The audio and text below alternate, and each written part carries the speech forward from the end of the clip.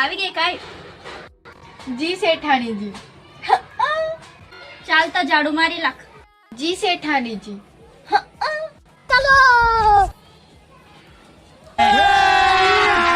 अभी मजा आएगा ना भिड़ो पेली से नागिन निकाली मुन्ना पे ढोला लगला पेली से नागिन निकाली मुन्ना. શેઠાણીજી વાડી કાઢું. કાઈ ક્યાંથી તેવી કર્યા કરે તું? रुको जरा. ઉભી રહો, તમને મેં કાઈ બતાવું. હા બતાવ. लेकिन एक सेकंड